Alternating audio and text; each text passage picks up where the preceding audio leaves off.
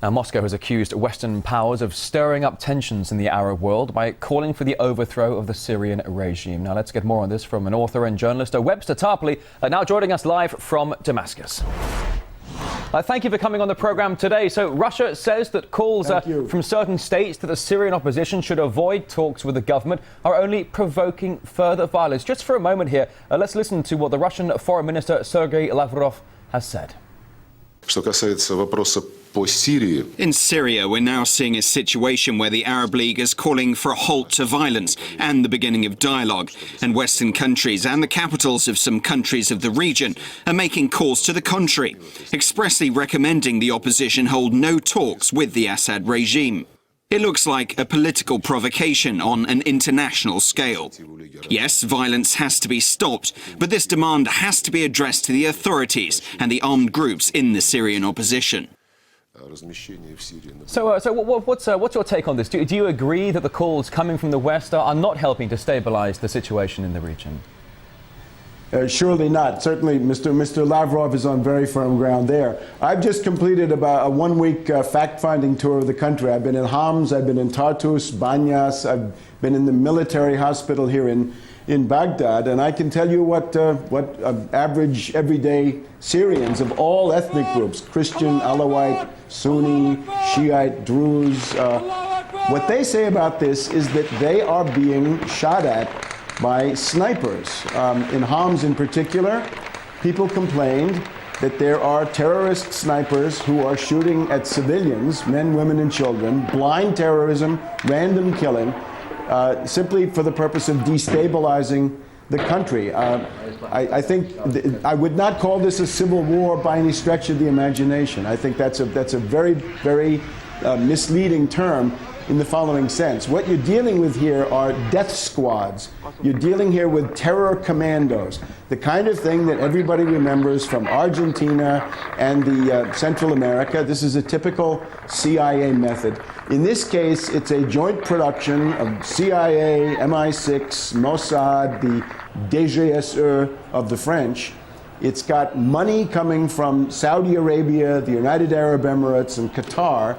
And it has a couple of interesting managers. The manager I think you should point to perhaps most is a guy called Khaddam. Khaddam was the foreign minister in this country for quite a couple of decades. He's almost 80 years old. He operates from Paris. And I think he's being groomed by NATO as the new dictator of some kind Mr. of Tarpley, I'm sorry to future. interrupt you. If I could just jump in for a moment. It's very interesting how you bring in the issue of that there are unknown snipers, there are terror commandos, death squads with links to the West and the West's allies in Saudi Arabia, for example. But Assad's rule is increasingly being called illegitimate. But isn't the US and that of Europe concerned that getting rid of the Syrian president could just cause even more violence? For example, what we're seeing right now in Tahrir Square in Egypt. Well, after Libya becoming a bloodbath with 150,000 dead, and now with Egypt showing what it was all along, there was no revolution there. It was a complete failure, and now people are beginning to understand it. Notice that nevertheless, Mrs. Clinton and Ms. Rice at the United Nations are continuing to push this bankrupt, discredited model of the color revolution, the CIA people power coup, backed up by terrorist troops, people from Al-Qaeda, people from the Muslim Brotherhood, people from Salafist organizations, and so forth. And I've heard this now from some very important religious authorities here.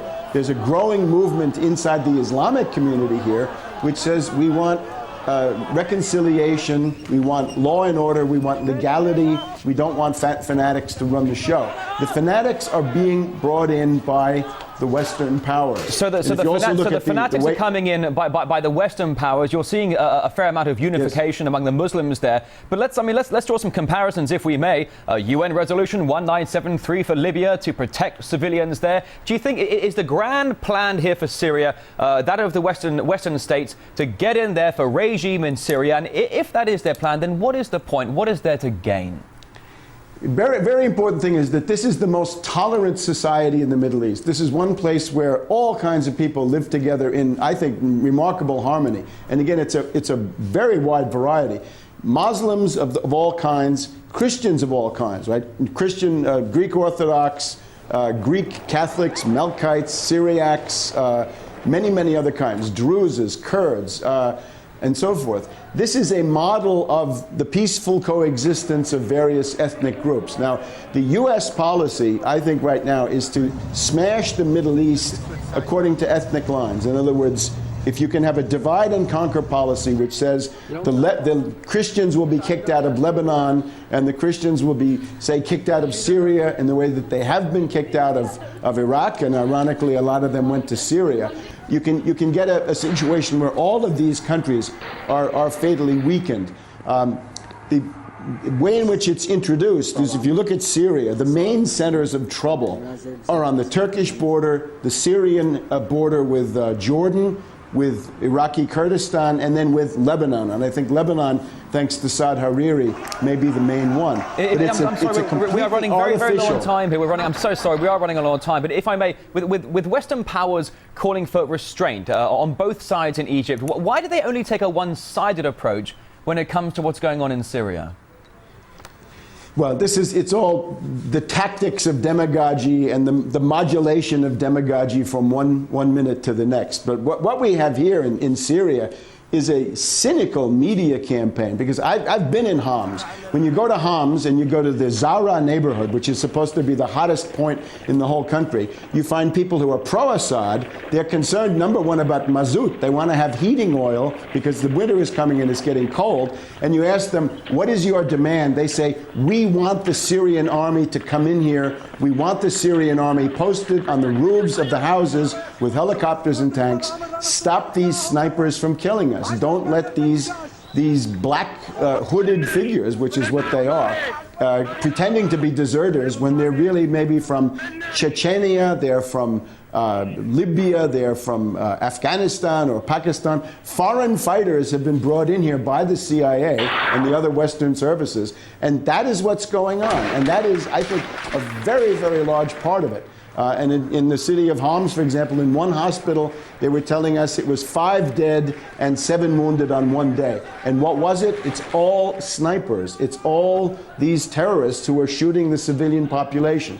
Of course, when Al Jazeera arrives, they say, oh, those deaths are the responsibility of the Syrian army. That is absolute baloney. This is a Goebbels big lie campaign. There is no civil war here. There is no insurrection. There is no mass political movement against Assad. These are very limited, minor, strictly localized phenomena. This looks nothing like Libya. I know what a civil war in a modern Arab country looks like. I've been in Libya during the summer.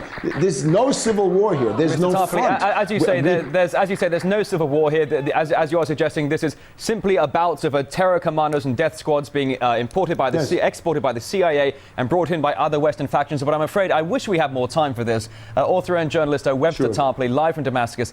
Many thanks. Thank you.